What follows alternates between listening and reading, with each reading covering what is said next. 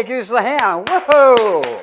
Now, you're all going to be surprised about this because this is a really important teaching because we're dealing with something that we always have competing against us every time we step around. How many have ever went somewhere like looking for something and you finally you stop looking at it once you found it? You ever notice that? Now, what I want you to remember is you never be so set on looking for something or something you want that you won't accept something better. Got it? One more time. You don't want to accept something that you're so set on something that you won't accept something better. Don't get caught. Always be looking for something what? Better. The problem is when we go to, how many of you ever went to a drawer looking for something and it's not there yet it's been there the whole time? Me. You're like, what is wrong? Why can't I find it? I know it's here and it's not. So you go, but later on you go, it was there the whole time. What's going on? The same thing happened to me. I was, Patricia was making something, I forget what it was. She goes, would you get the mayonnaise? And I go, no problem. I went over to the refrigerator, opened it up, and I went to the whole refrigerator. Couldn't find the mayonnaise. I'm like, what is wrong?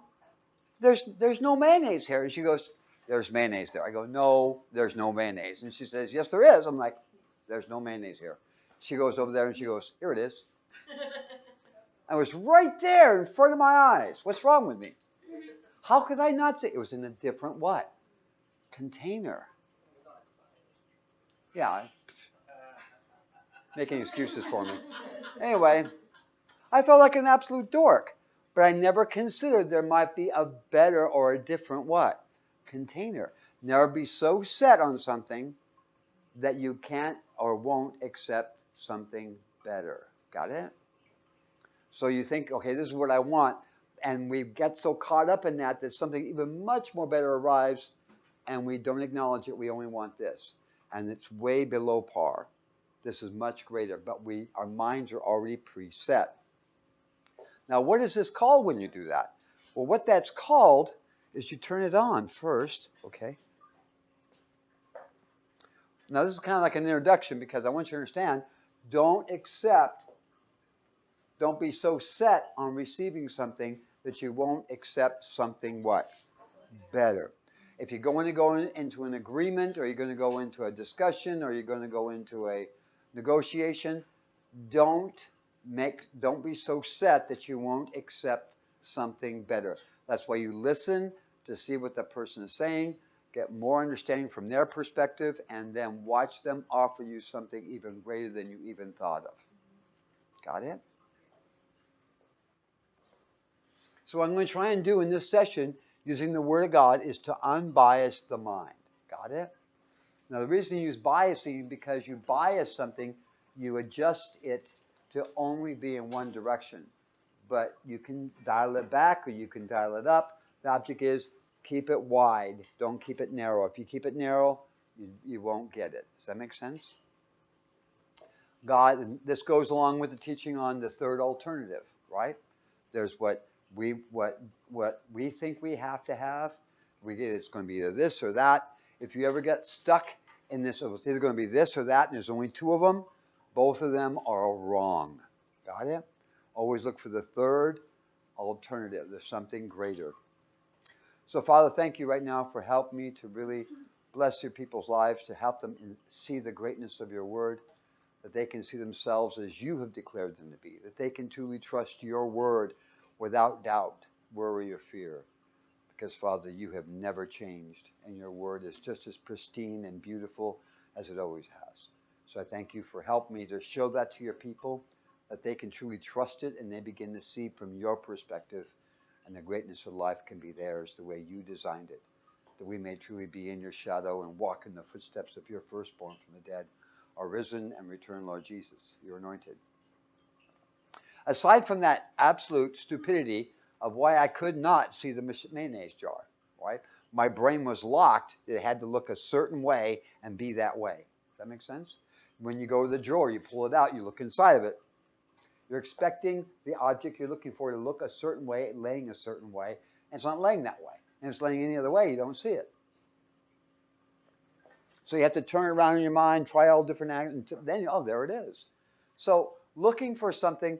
The funny thing is we never, ever find things we're not looking for. If we do find them, we discard them.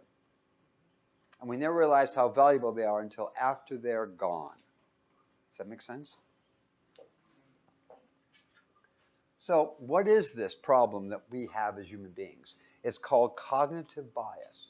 And this is what happens when I try and teach people the word, is they think they already what?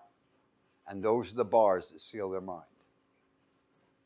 They already have a bias to the culture that they were brought up. They already have a bias to their teachings that they had before. They already have a bias from the movies they've watched or what they've heard or what they imagine. Those biases are negative, they're unproductive, and they're deadly because it destroys our ability to be as great as we can be. Does that make sense? So I'm going to give you some examples of bias, right? For instance, let's start off with an account of a man with his son. He's driving in a car, and as he's driving along, his car stalls on a railroad track. No problem, right? So he keeps working with the car, trying to get it started, and lo and behold, a train coming out of nowhere, not always on the track, comes around and hits it at 75 miles an hour and just obliterates the truck, kills the man, and they immediately, the people that were nearby that saw it notified the emergency, and they came, picked him up, took him to the nearest hospital in what was called the trauma center. Pardon? The son, yes. The boy was alive. They picked up the boy, the father was dead, but they picked up the boy and they carried him, they transported him to the trauma center at the hospital. They brought him in a real rush because his life is so delicate. They bring him in, they hook him all up and everything. The trauma surgeon on duty is in a rush. He comes out there really quick. The surgeon looks down and immediately goes, "Quick, call someone else. Call another surgeon immediately." They try and like, what's going on? What's going on? And someone grabs him. "Doc, are you all right? I can't operate on this child. What's wrong?" "It's my son." What's the problem? Do you see a problem here?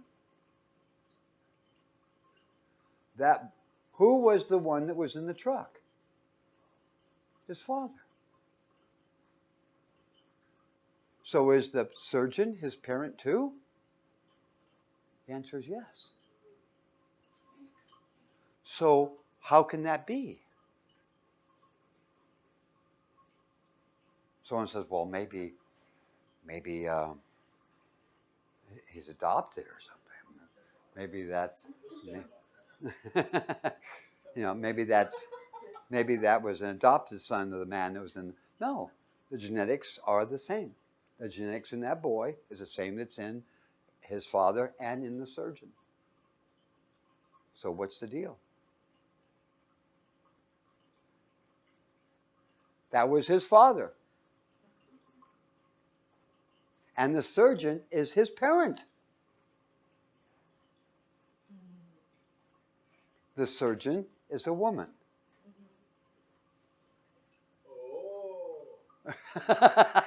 Do you see the problem? We defaulted that the surgeon had to be a what? A male. What's that called? Cognitive bias. The surgeon has to be a male. Why? Because the word surgeon is masculine.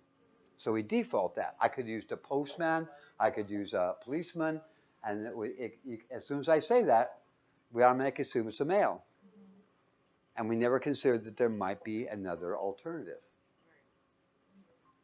All right, let's try another one. This one is rather interesting. A man is married.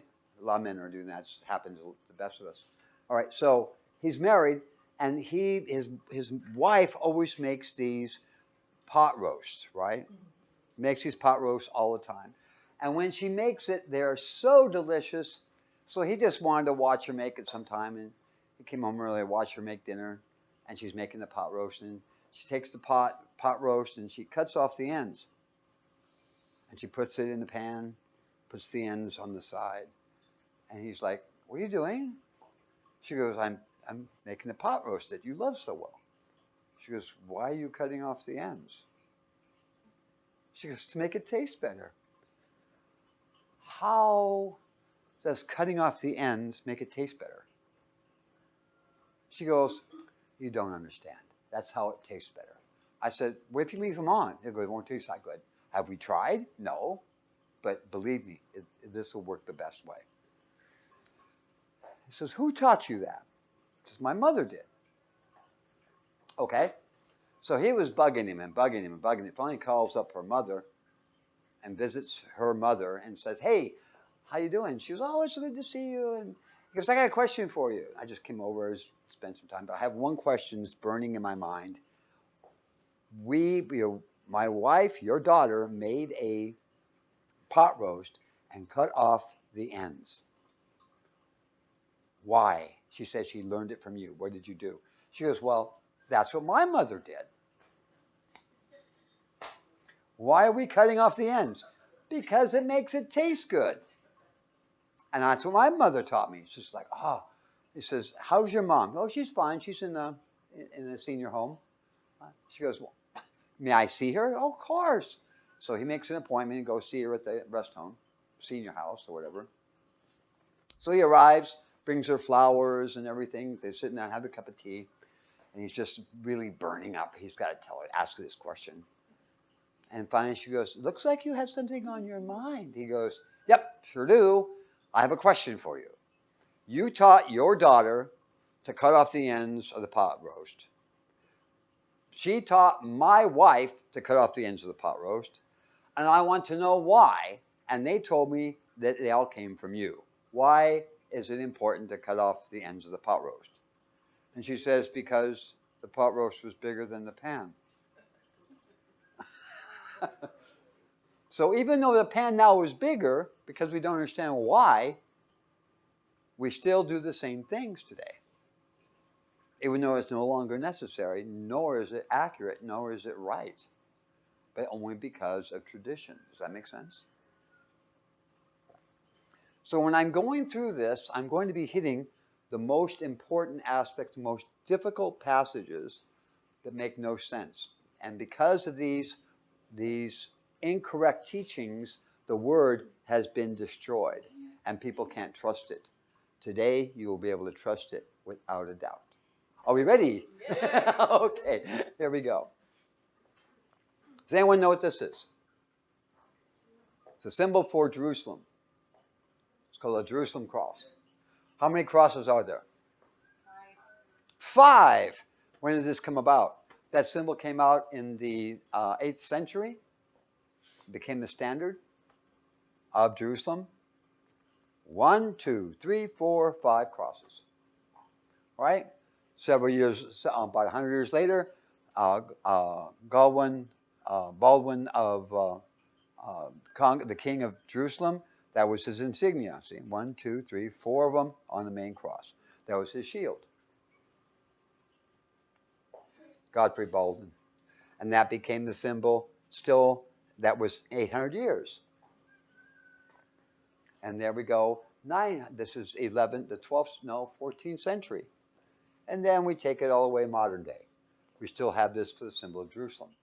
Why does the symbol of Jerusalem have 5 crosses? Why are there 5 crosses? And if you ask someone who's Roman Catholic, who's learned Latin and lives in a Latin world, in which their Bible is the Latin Vulgate, they will tell you, oh, that's because of the 5 wounds of Christ.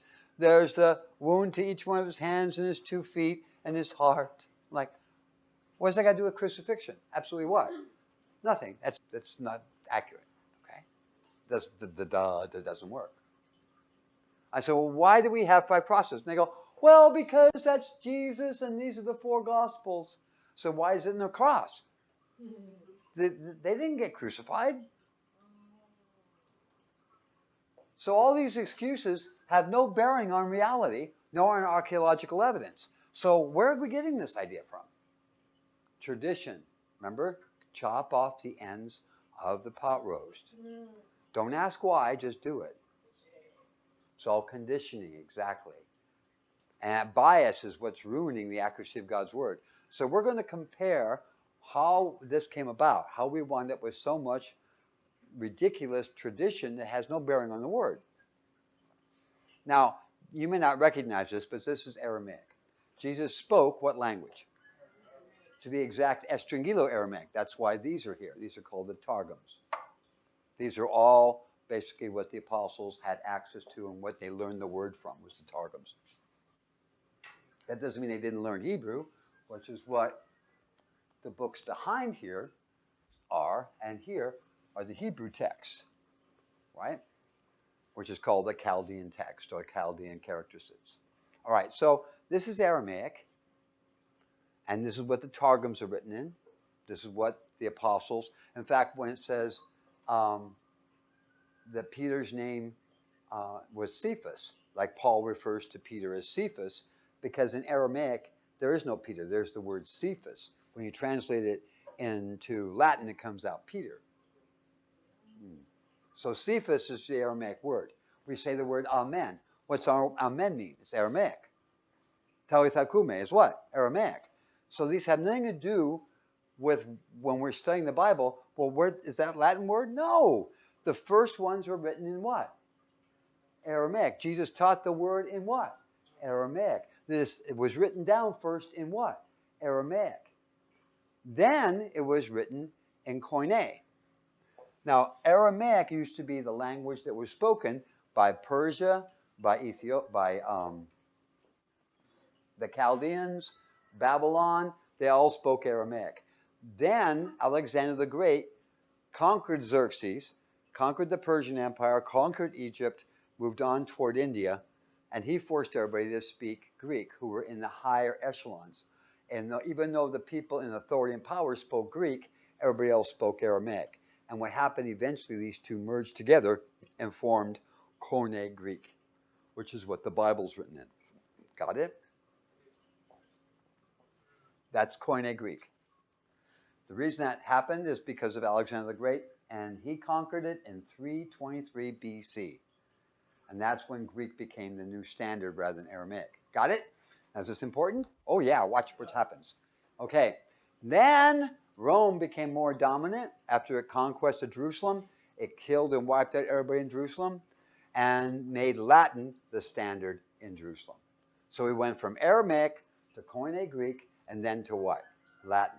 And all the Old Testament is written in this, or the Hebrew, and the other one is Koine, which is a New Testament, which is a merger of Aramaic and Greek, which is Koine, right? Like in Spanish, right? You say, ¿Cómo? Parquear, right, which is not even a Spanish word, but it's a merger of English and Spanish. Now, ¿Cómo está tu truco? There's no truck. Where trucko? What's a truck, right? So we merge these words, and that's exactly what Koine does. Now, when Rome took over, it started learning Latin and forcing Latin on everybody. And that happened at 79 AD, 80 to 100. So for about 300 years, Rome ruled what was left of Jerusalem and all the associated attached lands all the way up into Asia Minor, and was cruel, mean, and just really nasty. But what happened is more and more people became Christians. Rather than worshiping Caesar, they started worshiping God, and the Bible became their standard. And it was written in Koine, and people went and attached to it. So what happened was they had to figure out a way to get people to start using Latin rather than the Koine. And when they did, is a man by the name of St. Jerome translated the whole Bible into Latin. And he had, what's amazing about him, Eusebius Sophronius Hieronymus is his name. Say that a couple times. Call him the H-S and E-S-H.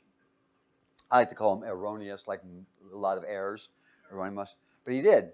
Now, why? It's obvious as you work the word, there's tons of mistakes. Then when you look at the Latin, well, he didn't speak Latin. That was not his native tongue. He was born in Stridon, which is modern-day Croatia, around 342 A.D. And that's when Constantine declared himself the ruler over all Christianity and made himself the pope, so to speak, the vicar of all Christianity, that he had access to God, which is kind of funny because then he murdered his mother, then he murdered his brother, and just before he died, he got baptized. But it's beside the point. He declared himself in charge. So who sponsored this? It was the emperor at the time, paid for him to do this, and gave him tremendous license. Now, 20 years, Latin was his second language, did not speak Hebrew, learned Greek from his philosophy studies. So how in the hell is he qualified to do the translations? He is not. So when you read the Latin Vulgate, there's some major, major problems. So between 382 and 450 A.D., he translated the Bible into the Latin Vulgate. And that is the most terrible Bible you'll ever see. This thing is not worth. It's good for a fireplace, but that's about it. I have it. I read it. I don't like it. It's not accurate. All right. Here's a copy of one of the sheets from his codex. All right. So now let's continue on a little bit. We're going to go into the Bible and we're going to examine some things. Now, I know you have preconceived ideas. I know you have religious background. I know you have a cultural background. I know you've got, your mind has been impregnated with things of the movies and theater and all this wonderful stuff, but I'm not interested in that. What does the Word say? Okay, so we're going to go to Matthew chapter 27, 33 through 44. And when they were coming to a place called Golgotha, this is the crucifixion of Jesus, that is to say, the place of the skull, they gave him, Jesus, vinegar to drink mingled with gall. Why? To help minimize his pain that he's about to go through and during his crucifixion. And when he had tasted thereof, he would not drink. So he didn't want a pain reliever. He was going to accept all the pain. And they crucified him and parted his garments. So how long does this take? Try and figure out how much time there is here. And he would not drink of it. So they offered him and he wouldn't drink it. And they crucified him. All right? They laid him down, hammered his hands above his head and his feet, put him up, and then parted his garments. How long did that take? Casting lots, that it might be fulfilled, which was spoken by the prophet, that they parted my garments among them, and upon my vesture they cast lots. And then they sat down, and they watched him there. They sat there and watched him. And then they set up over his head his accusation written, "This is Jesus, the King of the Jews." And that's what they had written. Did the Romans write this? No. Someone in authority wrote it, coming from Pilate. Put it up there. So all this time, how much you're talking about? Half an hour, maybe? An hour? Sounds like an hour. About an hour, right? Okay. And then there were two thieves crucified with him. So after all of this, then comes the two what? Two thieves. You see that? The word then tells you that. Then is sequence. What's next? What's next? What's next? If it didn't have the word then, it just said and, we wouldn't know what order they're in. But with the word then, it pretty much makes it after. Got it? Temporal. And there were two thieves crucified with him, one on the right hand and the other on the left. Okay. Now we're going to grab this word thieves. We're going to bring it down here. Find out what the heck is this. The word thieves is lestes, right? One is lestai. These are lestes. All right, what is this? What's this word? Now, when we try and figure it out, it's really difficult because we don't know what they were. They know they were obviously what Rome considered bad people, but how bad were they? Well, 11 times in the Bible it's translated thief. 4 times it's translated robber. So what is it? Well, I did some research on this word lestes, And you ever heard of a person by the name of Caesar? Caesar Augustus? Julius Caesar? Well, he got captured by some pirates. What? Pirates, right? And when they captured him, they held him for ransom for 50 talents of silver. Doesn't sound like much, does it? But talent is what? 75 pounds of silver. 50 pounds of silver. And he says, I'm worth more than that. I'm worth 70. And he tried to get them to go for 70, but they went for 50, and Rome paid it to get him out of there. And he says, oh, by the way, when I get to be proconsul, when I get into my position, I'm coming after you and I'm going to kill you. And they all laughed and they thought it was funny. And sure enough, later on, after he got his position, he went after him, caught him, and crucified those lesties. And while they were hanging up, rather than have him go for the 3 hour, 3 days and die, he slit their throats so they wouldn't suffer so much. Nice guy, huh? That was Julius Caesar. So basically, Lesty is a pirate.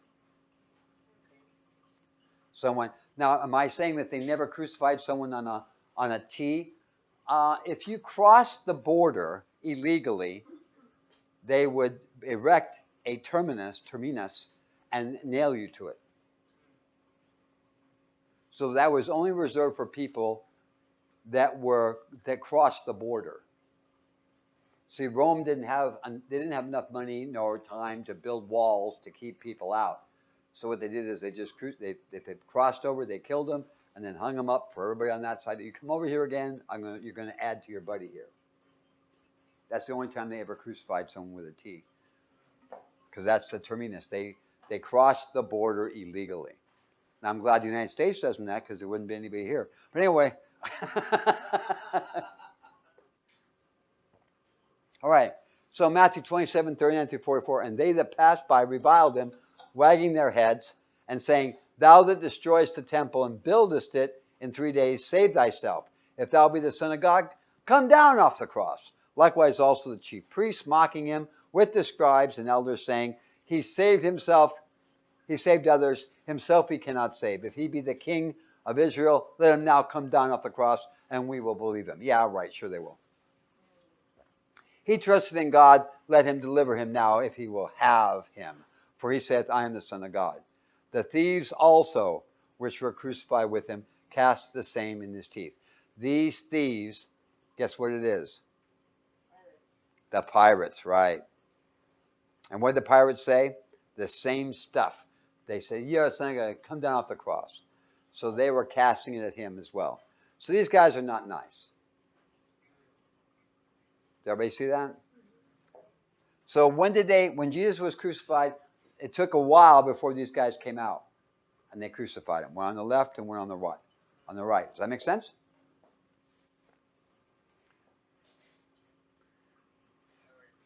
Pirates, right. They are pirates. All right. So we look at Jesus. He was crucified. There's the writing up there in Latin. And there's, what's this called? What is he? Remember Lestai, right? There's two of them. Duo. 1 and 2. Duo. 2. 1 Lestai, 2 Lestai. And Jesus in the middle. Got it? That's what Matthew says. Jesus is crucified, Lestai to the left, the Lestai to the right. What is this called? What? Lestai. What's this called? And what did both of these jerks say to Jesus? The same. If you're the Son of God, come off the cross and all that crap, right? All right. So we got that, right? There's a difference between Lestai, Mark. Now we go to Mark. And when they had crucified him, they parted his garments, casting lots upon them, that whatever man should take. And it was the 3rd hour, and that's like 3 o'clock. And they crucified him. And the superscription of his accusation was written over, and this is what he did wrong, King of the Jews. And with him They crucified two what? After all of this stuff, right? One on the right, one on the left. Now, where do you think that thieves is? Because it happened after, yes? And sure enough, it's Lestas, which is pirate. Mark, and the scriptures was fulfilled, which saith, and he was numbered with the transgressors. And they that passed by riled on him, wagging their heads, saying, Ah, thou that destroyest the temple, and buildest it in 3 days, save thyself and come down from the cross. Likewise all the chief priests mocking among themselves with the scribes. He saveth others, himself he cannot save. Let Christ the King of Israel descend now from the cross, that we may see and believe. And they that were crucified with him reviled him. They were crucified. Who is this? The Lestais. Got it? The Lestais. How many were there? Two. Duo. Two.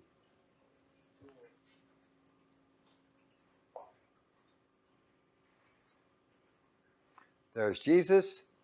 And according to Mark, same thing as Matthew. One on the left and one on the what? On the right. These are Lestai. Pirates. Got it? No cross, just straight pole. It's a starus. The word crucifixion is starus, referring to a starus, upright, pale, or stake. All right, now we move into what book? Luke, right. And there were also two others, malefactors, led with him to be put to death. Led with him. So when they brought Jesus out, there were two others what? With him.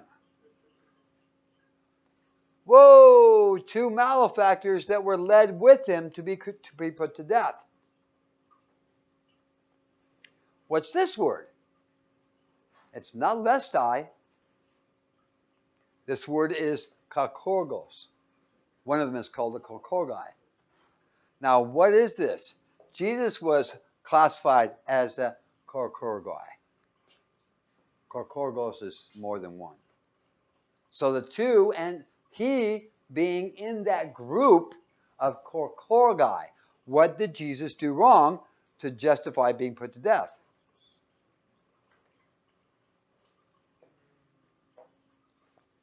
During Caesar's time, during Tiberius' time, a woman was given her freedom from being a slave. She was given the freedom, and because she didn't respond with thanksgiving or thankfulness of being released from slavery, they crucified her. What'd she do wrong? Nothing. Just pissed off the person in charge. So there's if you've done no crime and people want you dead, you fall into this category, malefactor. Jesus fit in that category. The woman fell in that category. These two men fall in that category. They just pissed off somebody. That's all you got to do. You wind up politically incorrect, it ruins your whole day. So that's kokorgai. Jesus was a kokorgai. He'd done nothing wrong. He just fell in that group. Well, he's just a bad guy. Get rid of him. A lot of people think I'm a bad guy. Just get rid of him. Wait a minute. I'm glad I'm not living in Rome. Basically, it just means a troublemaker. Someone doesn't go with the flow. I'm so glad the liberals don't have the right to crucify. We'd all be dead. All right. So now the word other is interesting. Now we see like there were also two what? Others, right? Now in English, we only have one word, other. But in the Greek, there's two kinds. Like for instance, there are two women and, let's see, let's go 2, 4, 5. There's 5 women and others. Okay. All right? Now what happens with that? If I say 5 women and others, where does that leave? Name. That has to be someone else, right? Other than a woman. I know that's a secret, but I won't tell anybody. All right, so so this other, if that's where we get our word heteros, right? Like we have the heteros means of a different what? kind. Then we have allos, which means the same kind. Like the two women in the back rows are the other two women. There's other two women.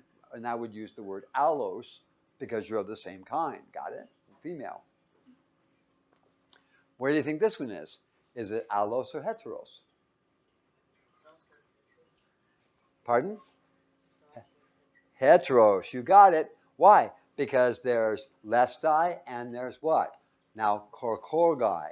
There's two different groups now. Because this is speaking after the fact, going before.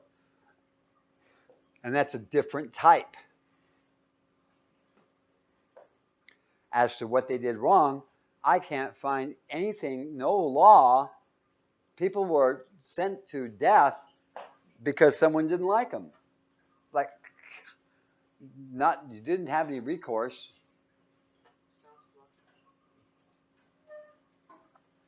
So we continue on in the 23, 33 through 39. Are you enjoying this? Yes. And when they were come to the place which is called Calvary, there they crucified him, and the what?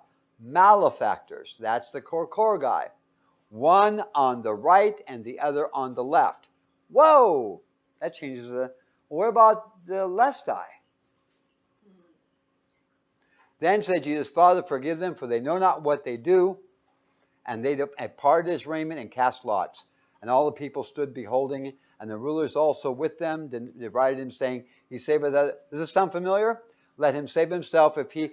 Because what comes out after this is all done? And the soldiers also mocked him, coming to him and offering him vinegar, and saying, If thou be the king of the Jews, save thyself. And as a subscription was also written over him in the letters of the Greek and the Latin and Hebrew, This is the king of the Jews. And one of the malefactors, which was hanged, railed on him. Which one of these? Malefactors, the korkorgai, right? Only one of them. The other, the lestai, both of them what? Attacked him, yes? But here, the malefactor, which is the korkorgai, only one of them railed on him, saying, If thou be the Son of God, save thyself. But what was weird, the malefactor there is korkorgai.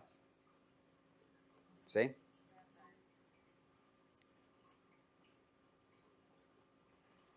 But the other answering rebuked him, saying, Dost thou not fear God, seeing that thou art in the same condemnation? And we indeed justly, for we have received the due reward of our deeds. But this man, talking about Jesus, hath done nothing amiss. And he said to Jesus, Lord, remember me when thou comest into thy kingdom. See it? Right. Is this a lestai? No, this is a what? Korkorgai. Is this guy a pirate? No, he's just someone that did something, pissed someone off. Yep. Jesus said unto him, Verily I say unto thee, today shalt thou be with me in paradise. Wait a minute. All right, I wish I could just play that record where you go backwards with your record. All right, what's going on here? Well, what's going on is the fact that paradise is a place where? On earth. Adam and Eve were in what? Paradise. And they were thrown out of paradise. Where was paradise located at? On earth. It's not a place in the wild blue yonder. So what's Jesus talking about? When is he coming back to earth? He'll be in the air, meet us in the air, and then we go. But he will come back and set up the kingdom of Israel where? On earth. And that will be called what? Paradise. So what's he talking about? The future resurrection. Got it? The future resurrection. It's not a place above, it's a place on earth in the future. Do y'all see that? Is this important? The answer is yes. So did he tell that to the lestai? No. Did he tell it to? He told it to one what? Korkorgai.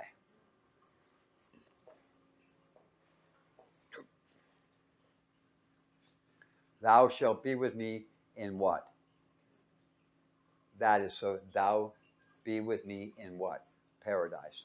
You shall be with me in paradise. That's so beautiful. It's shalt, absolute. Why is there the word today there? Why is there comma before today? There shouldn't be any. Is there any commas in the text? Any periods, capitalization? There's no minuscula, minusculas, none of that stuff. It's all. I showed you the graph. I showed you them. They're all one same size. So there's no commas. There's no periods. This is all man what? Man-made. God didn't say comma period, quotation marks. No, God didn't do that. All this is superfluous. In fact, if you look at the text, the words aren't even separated. And you don't read from left to right, you read from right to left. It's totally different. So this becomes a real interesting statement. So this should be, and it says it in the Greek, verily I say unto thee, today, I'm telling you, all hell is breaking loose, and when it looks like it's all over, you shall be with me in what? Paradise. That's the word, that's the truth. And Jesus that's his mentality. And did he get up from the dead? Yes. Will he be there in paradise? Yes. And so will this man.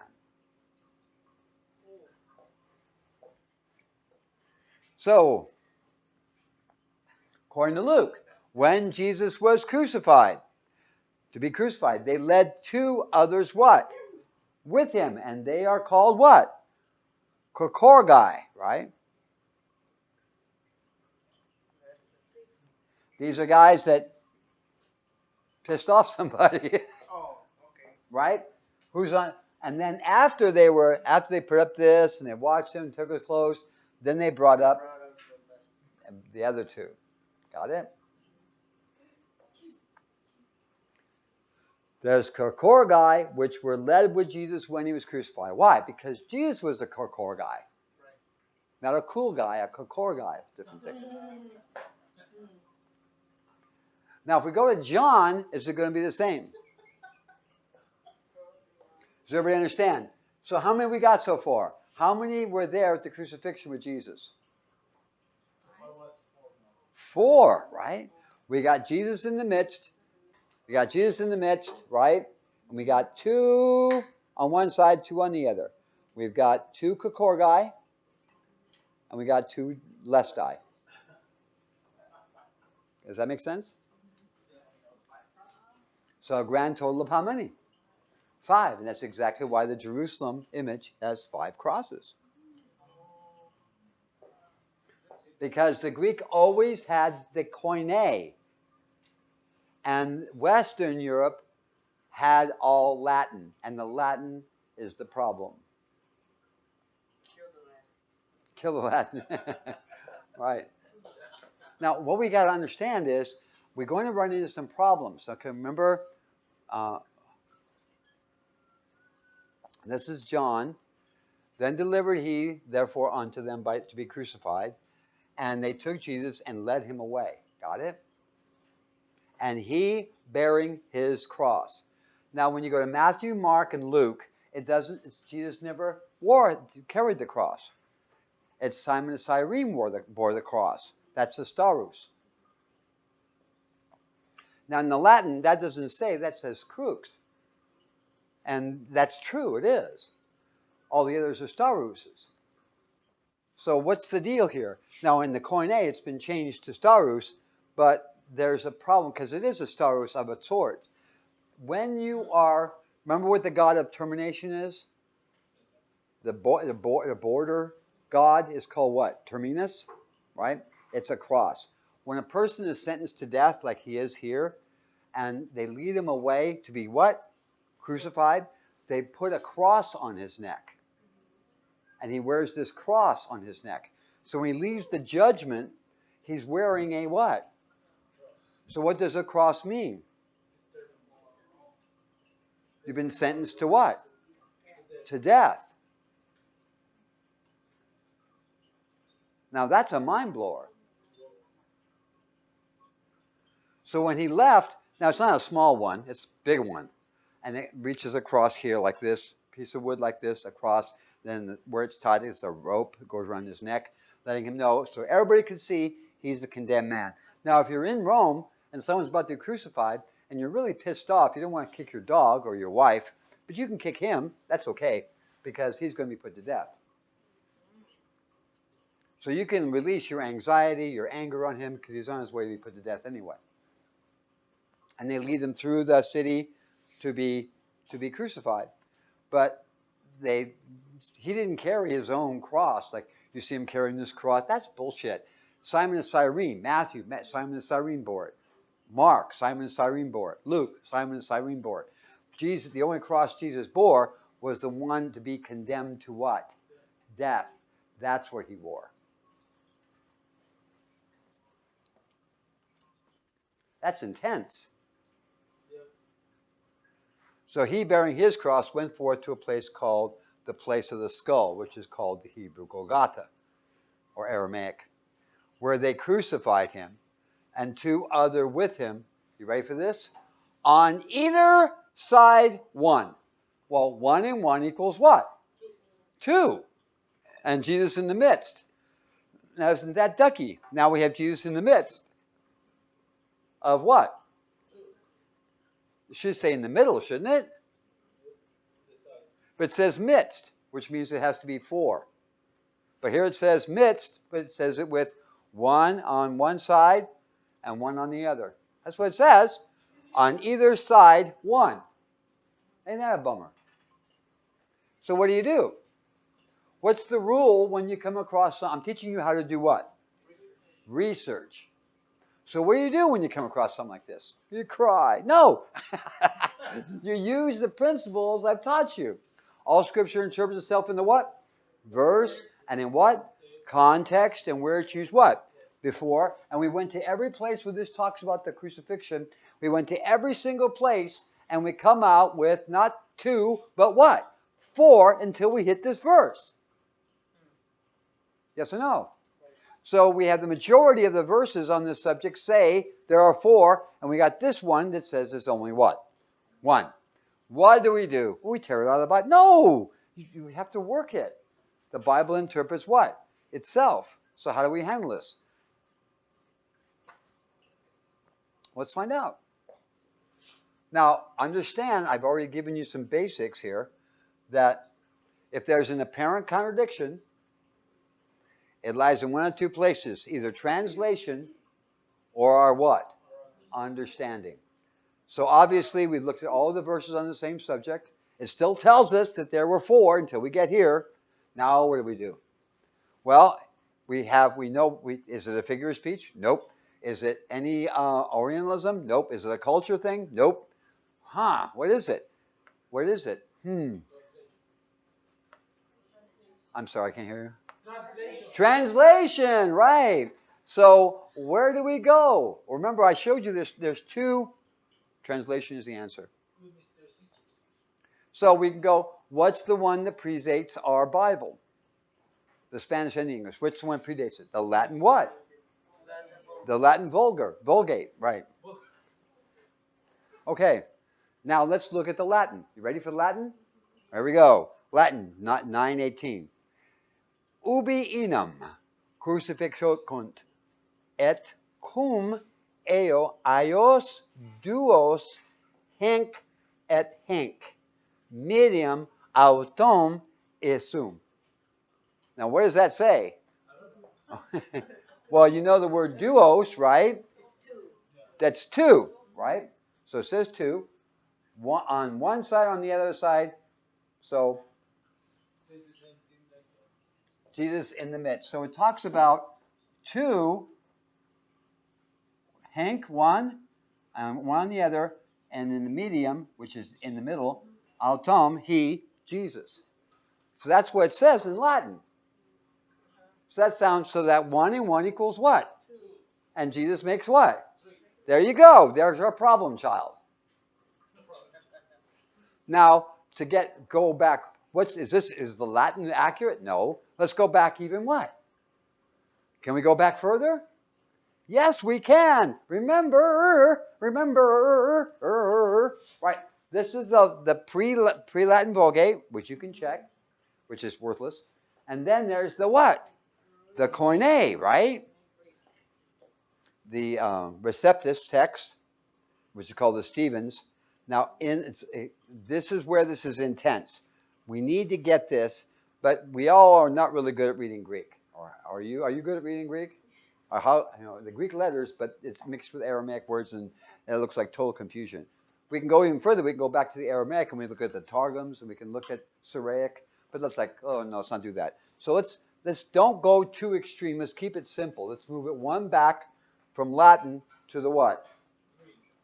What kind? What's it called? Yeah, coin for your thoughts. Koine, right? We want to know what it says in the Koine, okay? Now I'm going to introduce to you what's called a interlinear. Mine's kind of used a little bit.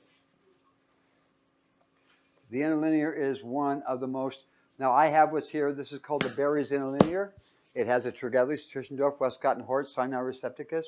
It has the Stevens text, all in one book. So I don't have to have 16 different books. I only need to have one. So now I can look at my book here and I can say, oh, rather me pass this around or me pass out, one of the two, I decided to print the page from here to show you what it looks like. So I'm going to throw it up here, right? Not the book, the page, right? I made a copy of it. But I want you can look at this when you want to. I'm sorry it's in this condition, but I love this book. Let me tell you. I use it a lot. I don't abuse them. It's just well used. I even covered it in plastic to protect it, and it didn't do so good. All right, anyway. But the Koine is what we're really targeting, right? It was the fourth to go outside of Jerusalem was done in the Koine. All right, so now here's our Latin, which is worthless. Now we go to the Koine. You ready? Here's what it say. 9:18. Opon, auton, estau, ocean, kai met, auto, alus, duo. Duo is what? Enthethane, one side, and kai, enthethane, the other side. Two on each side. That's what it says in the Greek. Enthethane, kai, what? Enthethane. Now, is this phrase, enthethane, kai, enthethane, anywhere else in the Bible? The answer is yes. It's in the book of Revelations. Revelations 22:20, 22:2. In the midst of the street of it, and on either side of the river. On either side. So what is that? There it is. And meo, tous, platisis, auton, kai, tu, patomoi, enthethane, kai, enthethane. So here is no duo. It's referring to a tree. So the tree of life is on one side and on the what? The other side. Enthethane, kai, what? Enthethane. Got it? So when you see this, that means on one side and the what? Other side. Got it? What's on one side and on the other side? Two.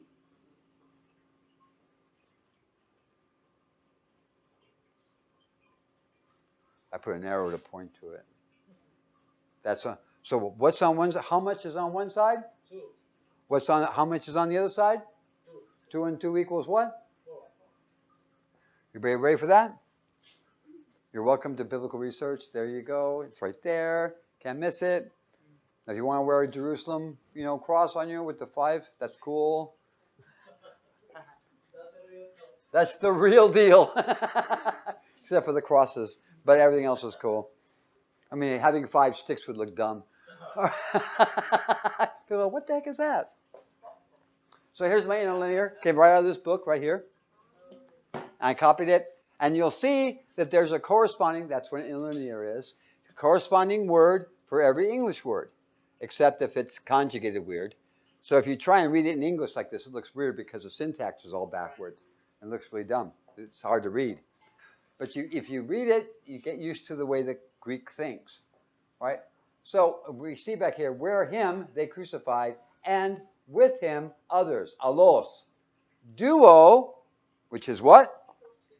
Two, enthethane on this side, and enthethane on that side. Notice there's no one. What did they do? They added it. The proper way to read that, taking that stupid one out of there and making it match all the verses, would be others two on this side and on that side. That's it. So they crucified two on one side and two on the what? What about the one? There is no one. There's no one. Look, what do you see? They added this. And what's really infuriating, they didn't put in italics, which is what they do to the whole King James. But here they didn't. They left it as if it was the real deal. Huh? I told you the Latin already had been teaching that there were two crucified with Jesus. While on the eastern side of Jerusalem and the other side of Jerusalem was everybody used the koine. The koine stayed in usage up until the 14th century. That's why they still held the Jerusalem cross, because it had 5 on it. And everybody knew it had 5. But the the Europeans and the Roman Catholic Church said there was only 2. And the Greeks were going, the people that were from the koine side said, no, bozo, that's not how it works. They said, well, we have the real truth. And they go, no, you don't. And that was a big battle. In fact, there was wars between Rome attacking the Greek Orthodox Church. That's why it's called Greek Orthodox, because they use koine. Got it? So is there a word one in the text? No. Nothing. Do you see a magic word there anywhere? There's nothing there. There is nothing there. If you can show me there, people say, well, that's one on one side. No, there's no one. It's others, 2 on this side and on what? 2 and 2 equals what? 4. Does it match Matthew now? Yes. Does it match Luke? Does it match Mark? Yes. No problem. Everything fits. Got it? Are we finished yet? Nope. I put a little circle there. You can't miss it now. Okay. So now we have, I point to you, tell me who it is. Okay? 1. No, I just know what I'm talking about. What is he? Lestai, right. Lestai the pirate, right? Lestai become a pirate, remember? Lestai become a pirate. Does that help? Lestai. This one? A core guy, right? Yeah. Jesus, right. But he was sentenced as a what? Core guy. He was a troublemaker. Same as the other 2. Oh, I gave it away. What's this one? Core guy. Who's this one? Lestai. All right. So how many we got? 5. And who's in the midst? Jesus. Not in the middle, in the midst. Isn't that cool?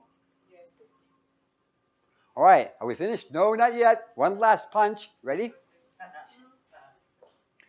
John 19, 30 through 33. When Jesus therefore had received the vinegar, he said, it is finished. And he gave up life. Gave up the breath, the spirit. Now, what's fascinating about this, what did he finish? What did he finish? Now he did his part.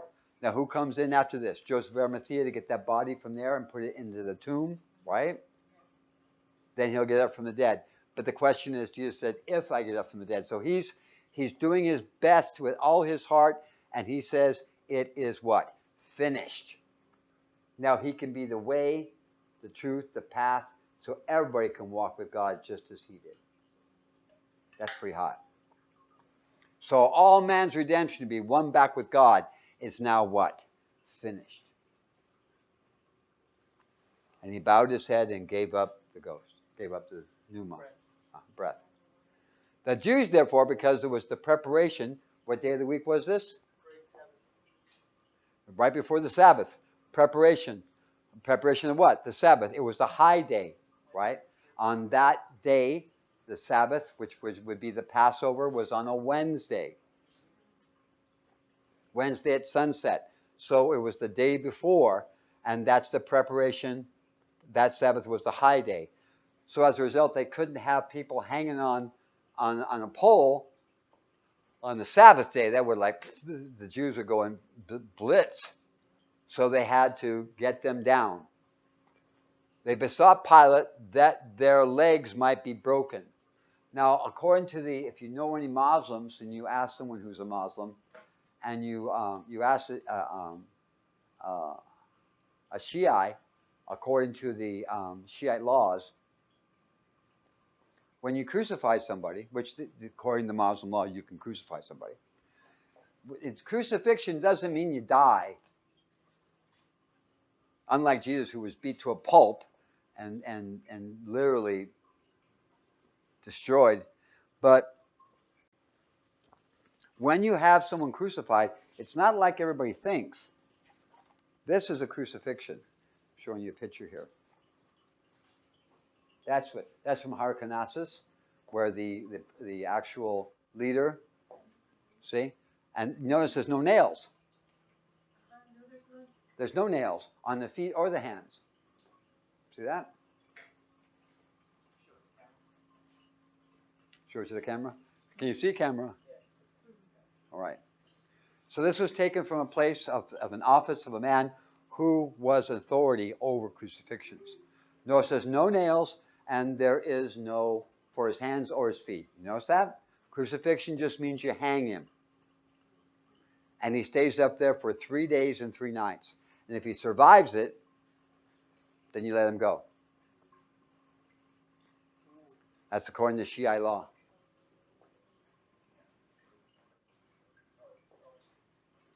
Rome could care less if you survive 3 days and 3 nights. That'll just make you hang around a lot longer. But you can't.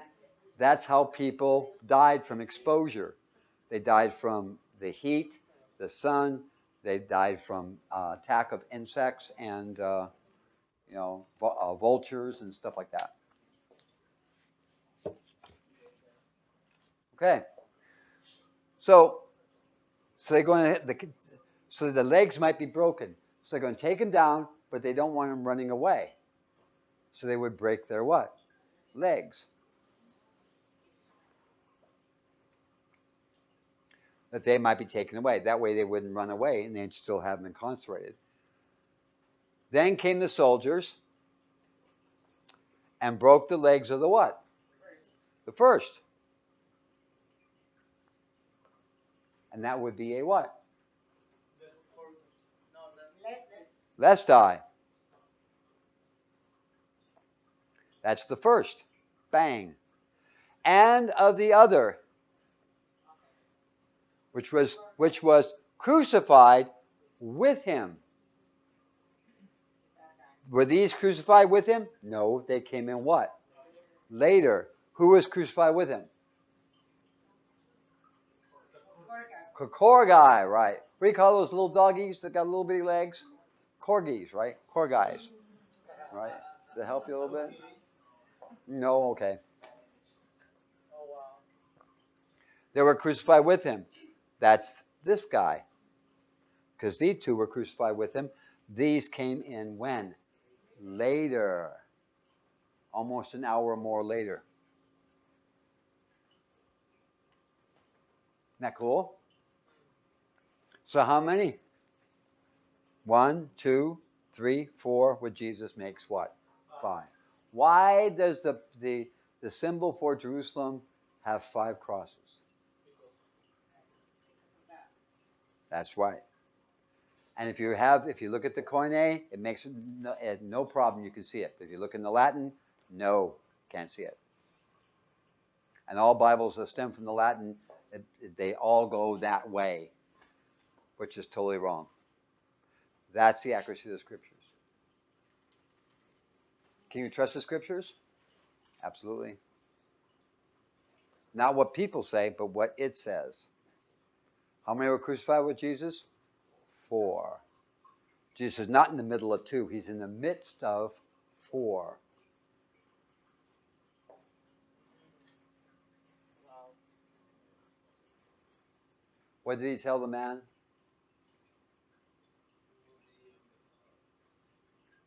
Verily I say unto thee, today thou shalt be with me in paradise. So will each one of us. Is he talking about within the next couple hours? No. Talking about next year? No. We've still got another 8,000 years. But no one will know the passage of time. Okay? It's the resurrection, yes? Now we got the gathering together, which kind of like circumvents that a little bit. Just a little bit. But there you go. Isn't that cool? How many crucified with Jesus? 4. Yeah, they come to Jesus. He was what? He was dead already. No need to break his bones. And according to prophecy, they would not break his bones. One of them told him, why don't you get on with, they said the same thing, but the other guy said, Lord, remember me when thou enterest thy kingdom. So that help you unbias your mind. So every time you see that symbol of a cross, you see 2 crosses and one in the middle. No, it's not true. It's not even a cross. Now, if you can do 5 sticks, that's cool, but, 5 poles. But anyway, so does that help you? He did it so perfect that he could be one with God so that we can be one with God. What? Also. If he didn't make it, yeah, John. Gospel of John, right.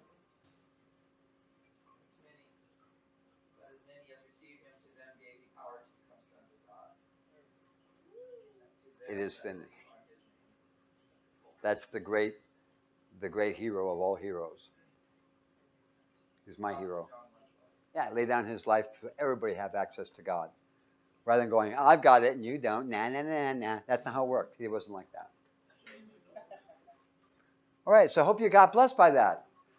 So if you ask someone how many were crucified with Jesus, and they go 2, they go no. Let me explain about the word says that, like the Bible says, let not your left hand know what your right hand is doing. Don't look. I see you. No, you don't. No, I see you. No, you don't. Right? Don't let your left hand know what your right hand does. Your right hand is everything you do for God. Your left hand is everything you do for the what? The world. So this is your actions. Jesus went to lay hands on somebody and he only spoke the word and they were healed. All it means is to act. Jesus took action toward that healing. And as taking action, he walked there, he got there, and then he spoke and they were healed. So he says he's going to lay hands, but he didn't lay hands on anybody. He just took what? Action. So whenever you go to take action, you set your hand upon it. Temples made with what? Hands. Man took action to make it. Does that make sense? The hand of the Lord is upon me. Oh, great. Hopefully you're in good ground. There's an action of God about to occur. Got it? Now, feet, ponder the path of your what? Feet. Look, check out where you're thinking. So not only did they condemn his hands, his actions, they nailed his what? That means his intention, his thoughts were condemned. He's the only one that had both his hands and feet nailed. Of all whenever someone is crucified, they have a burial for him, which is just a pit. And we found that pit, and of over 5,000 crucifixions, only one had a nail in the feet. Only one, but not in the hands. And it wasn't, that place was another place they found where there were nails in the wrists. That was it. Like 1 or 2. All the rest were just neither hands nor feet. Hanging, just hanging. He was the only one that was nailed. That's why if I showed you what a crucifixion looks like, that's exact replica. That was from So the guy was a Roman executioner, so to speak. He would punish people by just, piss me off. Hey, you're fired. Hey. You just, people say, I wish you had lived back in the Roman days. Not me. No. No. Upset somebody, and next thing you know, yeah, you're a human torch, whatever. So people think, wow, we got really bad politicians. You have no idea how bad it can get. Rome was really ruthless. But notice that with the power of God on your side and walking by the power of God, they can't what? They can't touch you.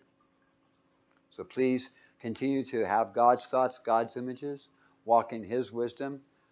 Don't respond to the world, respond to God's guidance, and always be a more than what? Conqueror. Jesus got crucified for you, so you don't have to be crucified. He went through it all to give you the walk of victory. Isn't that cool? So if you're having a rough time, something's wrong.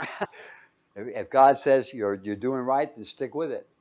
But keep going with God. If God says, okay, you need to adjust here, adjust. And let God pull you through. Okay? God has never ceased to amaze me. I wake up every morning going, wow, that's really cool. God's cool. Even when you think nothing can get any better, God still turns it around. Stay with God. Trust God with all your heart and lean not to your own what? Yeah. That's called unbiasing your mind. Cool? Well, Father, I thank you for the greatness of your word. I thank you for each one of us being ready to see more than just this or that. That there's no limit to what you can do and accomplish, and we're always ready to even accept more that we had thought we were going to do. To be always aware to your direction and follow your course. To stand within your shadow and glorify you just as your firstborn, arisen and returned Lord Jesus. You're anointed. Okay. You are God's what? Best. Mwah! I love you.